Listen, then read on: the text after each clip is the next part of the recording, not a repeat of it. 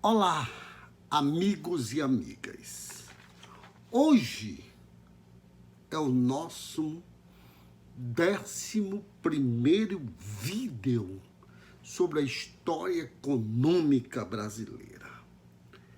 E nós vamos falar um pouco sobre a posse de Tancredo de Almeida Neves, que não aconteceu, e a posse de Sarney. Tancredo Neves, eu disse no vídeo anterior a você, é acometido de uma doença.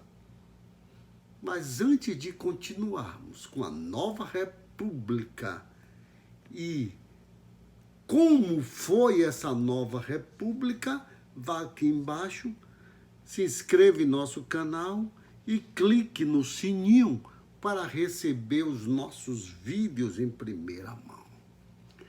Vamos lá. A chapa Tancredo de Almeida Neves e José Ribamar Sarney vence as eleições para Paulo Salim Maluf. Numa vitória estupenda, numa vitória maravilhosa, que extravasou todos aqueles que buscavam uma nova forma de governo. Tancredo Neves, eu disse a vocês no vídeo anterior, ele é acometido de uma doença no dia 14 de março de 1985 e não toma posse. Foi internado no Hospital de Base de Brasília e na madrugada do dia 24 para o dia 14 para o dia 15, foi uma madrugada quase interminável. Por quê? Porque a ditadura militar sabia que, do ponto de vista legal, quem tinha que assumir a presidência da República era Dr. Ulisses Guimarães. Por quê? Porque a Constituição de então dizia que tem que tomar posse a chapa, e a chapa não tomara posse, que Tancredo Neves fora hospitalizado. A ditadura militar, na madrugada do dia 14 para o dia 15, liga para José Sarney. José Sarney revelou muitas coisas, inclusive problemas pessoais que ele estava passando, que ele não esconde de ninguém, que ele estava em depressão. Bom, Ulisses Guimarães, em um gesto de grandeza absoluta, convence a José Sarney a tomar posse no dia 15 de março de 1985.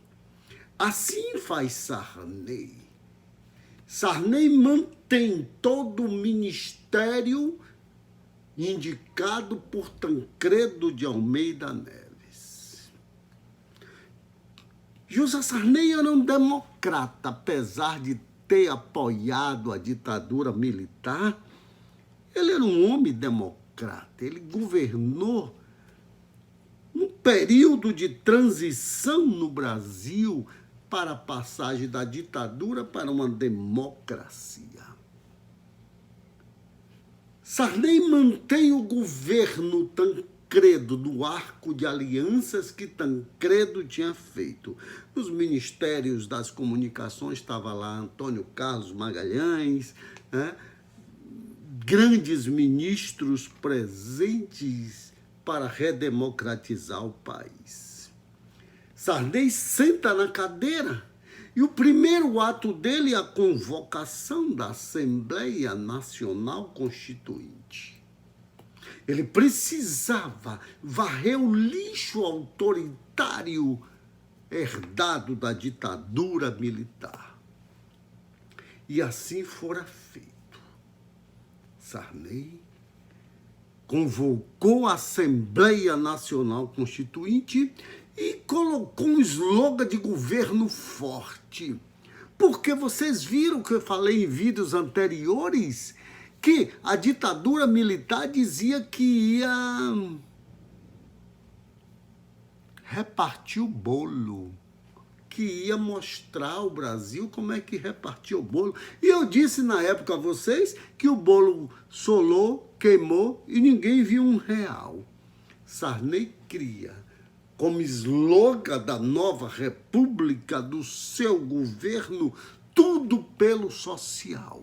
Sarney cria mais de 20 programas sociais, Vale Gás, Vale Leite, Vale Pão, milhões de programas sociais. Após a ditadura negar os direitos sociais das pessoas, Sarney assume no dia 15 de março de 1985.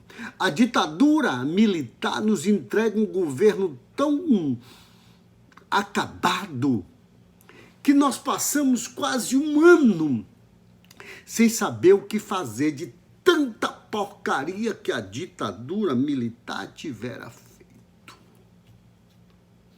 Sarney só toma pé efetivamente do buraco que está metido em 1986. Esse é o legado da ditadura militar. Não votem mais em militar. Chega! Sarney, no dia 28 de fevereiro de 1986, lança o Plano Cruzado. Juntou alguns grandes economistas para fazer o Plano Cruzado. E esse Plano Cruzado tinha como mola mestra o combate à inflação. A inflação estava galopante. A inflação chegou a 80%, eu falei 80% ao mês. Pela primeira vez na história do Brasil, a inflação é exterminada por decreto. A partir daquele momento, a inflação seria zero. Assim decretou Plano Cruzado. E neste mesmo Plano Cruzado, eu estabeleço juros negativos, juros da economia real, juros negativos. Consequentemente, os preços caíram. E Sarney ainda fez mais, estabeleceu o congelamento de todos os preços. Ninguém podia aumentar R$1 do preço de sua mercadoria. E tinha um órgão poderosíssimo chamado SUNAB, Superintendência Nacional de Abastecimento, que cuidava dos preços das mercadorias. O boi sumiu do pasto. Carne não existia.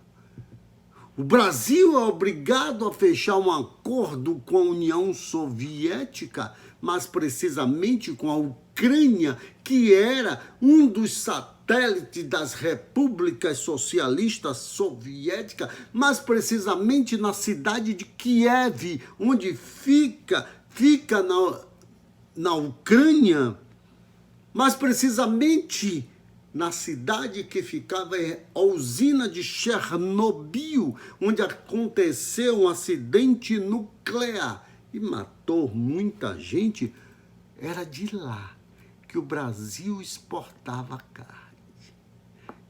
O Brasil importava carne da União das Repúblicas Socialistas Soviéticas, da república chamada Ucrânia e da cidade chamada Kiev, onde ficava a usina de Chernobyl. No Plano Cruzado, eu ainda decreto o fim da correção monetária. Não tinha mais correção monetária. Lembra que eu falei num vídeo aqui, eu não me lembro qual é o número do vídeo, que a correção monetária fora criada em 1964 com a missão Rockefeller, quando chega ao Brasil? Sarney acaba com a correção monetária. A inflação, juros baixos, congelamento de preços leva o país a ter uma deflação. O que é deflação? Inflação negativa. Os preços baixando de preço. Em 1987, a economia brasileira entra em declínio. O Brasil elege 1986, porque Sarney era da Arena, PDS e virou PMDB. José Sarney, com o sucesso do Plano Real, elege, o Brasil tinha 22 estados. Sarney elege 21 governadores de estado. Só perdeu a eleição no pequenino estado de Sergipe, com Antônio Carlos Valadares. Você está vendo o tamanho do sucesso do Plano Cruzado? E no Plano Cruzado trazia ainda no seu bojo a criação de uma nova moeda. Saio do cruzeiro e entro no cruzado. O país passa a ter uma nova moeda. O Plano Cruzado estabelece o fim da conta movimento do Banco do Brasil, porque a conta movimento do Banco do Brasil era quem financiava a agricultura no país. E Sarney decreta o fim da conta movimento. Consequentemente, acaba o crédito agrícola. Com o fim do crédito agrícola, acaba a famosa manutenção do homem no campo. O homem começa a sair da cidade pequena para as grandes cidades. O Banco do Brasil de Irecê, na Bahia, por exemplo, que era a cidade do milho e do feijão, tinha 500 funcionários.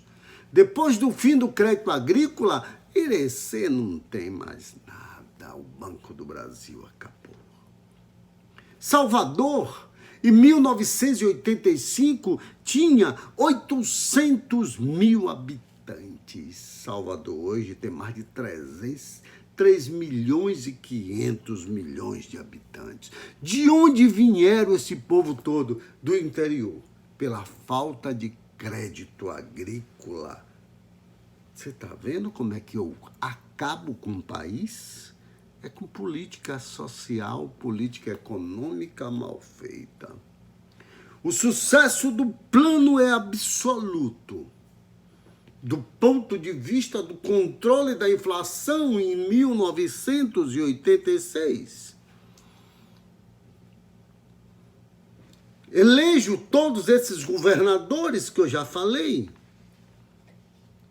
Quando eu elejo os governadores em novembro de 1986, começa o declínio do Plano Cruzado. E o declínio do plano cruzado é absurdo, porque começa a faltar boi no pasto, começa a faltar peixe no rio, peixe no mar, começa a faltar alimentos, começa a faltar leite. A gente importava leite de Chernobyl, carne de Chernobyl. Você está vendo? Tanto que o vice-governador da Bahia, que depois se tornara governador Nilo Coelho ficou conhecido como Nilo Boi. Por quê? Porque Nilo Coelho era um dos maiores pecuaristas da Bahia e apareceu a fazenda de Nilo Coelho no Jornal Nacional, mostrando quantos bois Nilo Coelho tinha. E depois, esses bois sumiram. Aí ele ganhou o apelido de Nilo Boi. Quando chega em dezembro, o Plano Cruzado começa a fazer água. Sarney convida Luiz Carlos Bresser Pereira para ser o ministro da Fazenda. E vem o Plano Bresser. E no Plano Bresser, ele começa a fazer toda uma estratégias para melhorar a política fiscal, a política econômica, a política fiscal, a política monetária, a política cambial do país. Porque Sarney colocou R$1 igual a $1, câmbio fixo. O economista dele tinha sua escola doutrinária. O Plano Bresser também é um fracasso. Fracasso absoluto. Ele convida Dilso Funaro para ser ministro da Fazenda. Dilso Funaro faz o programa Funaro, que também foi um fracasso. Sarney estava obcecado para ganhar mais um ano de ser presidente, porque as eleições de presidente da República ocorreriam em 1988. Sarney, junto ao Congresso Nacional, pede mais um ano. Mais um ano para ficar lá despachando, porque nada aconteceu de real, de mudanças, de paradigmas da economia brasileira. No final do seu governo, ele convida Maílson da Nóbrega para ser o seu ministro da Fazenda. E Maílson da Nóbrega, por mais incrível que pareça, ele criou um programa chamado Política Feijão com Arroz. Ou seja, ele vai cuidar só do básico até terminar o governo. No ano de 88 ainda, Sarney é obrigado a decretar a segunda moratória em 10 anos. Eu já disse a vocês o que é moratória. O que é moratória? O não pagamento dos compromissos externos. E isso fora feito. Eu não paguei os compromissos externos. Bom, não pagando os compromissos externos, a credibilidade do país vai lá para cima, mas mesmo assim, Sarney mantinha os programas sociais, Sarney mantinha a reforma agrária, Sarney recriou o Ministério da Cultura, que há mais de 40 anos não tinha Ministério da Cultura, e indica como ministro da Cultura, o grande Celso Furtado. Você está vendo como é que eu mudo?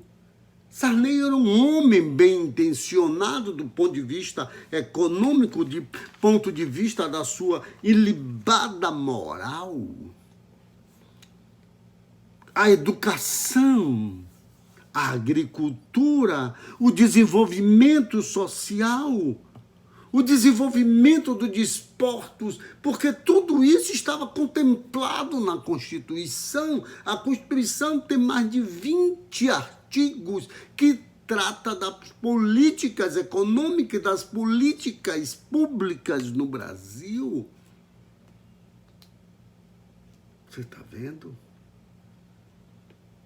Esse foi o país que a ditadura militar entregou ao presidente Sarney. Sarney tenta fazer um bom governo com o MDB, com os partidos aliados, mas não consegue, porque o país estava quebrado, desmoralizado, internamente e externamente. Eis que